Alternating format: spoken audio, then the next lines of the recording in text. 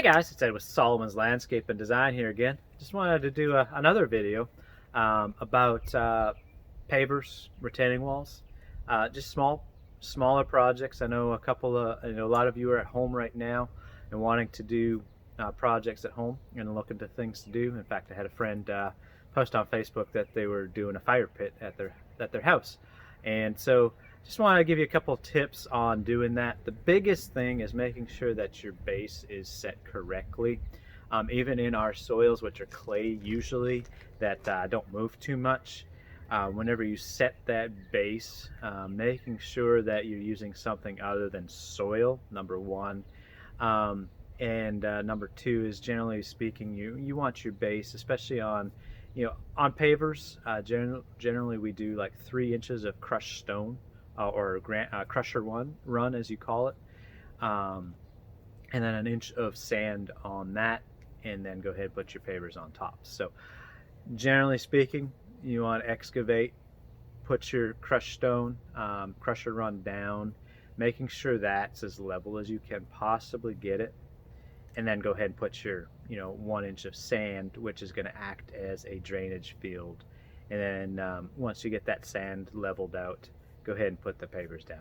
One thing that we do to get that leveled out is we actually use pieces of metal tubing, or conduit. That's what I was looking for. Metal conduits, generally in 1 inch diameter, outside diameter, and do in 1 inch lifts. And so use that screed out, or take screen or screed out the material to that, compact it, and then do it again. So that's how we typically do it. Again, just making sure that you're staying fairly level. So that's what the pavers.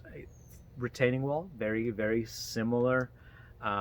You do want to have a base that's buried into the ground, even for a small one, because if you just put it on top of the ground, it's going to move, it's going to shift. So, and again, making sure you have at least usually 3 or 4 inches of base material. Generally speaking, that base material can be crusher run. I know that crusher run has some larger stone in it, and so a lot of times we'll do a 4-inch base, 3 inches of crusher run, or granite, just number 5 stone, which is clean stone, and then another inch of granite screens, which is basically stone dust. And that stone dust is fine stone dust that won't move once it's set, but it makes it a lot easier to work with. So there's a couple things. Again, just making sure that you're using levels and things of that nature, and not just using the soil, because the soil tends to move and is not as easy to work with, whereas the stone, especially the granite screens, are a lot easier to work with because they're a lot finer and a lot easier.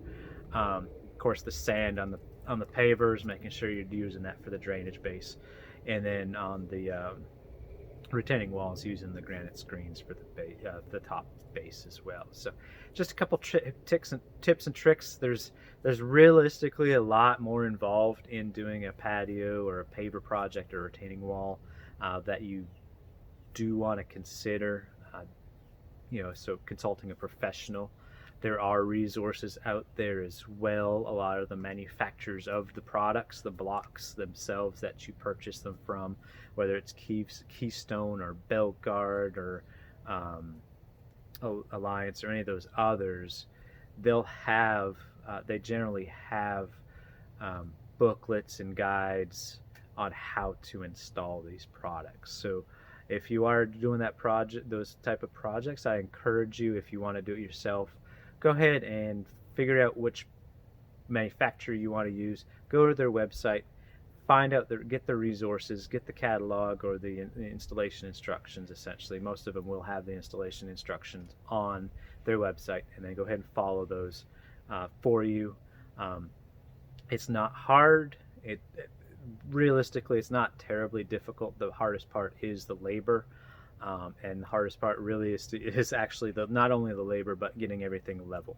Once it's all leveled, then the project is a much easier from that point. So again, hope that helps on your project, and if you have any questions, thoughts, comments, drop them below. I appreciate your time, and we'll see you next time. Thank you very much.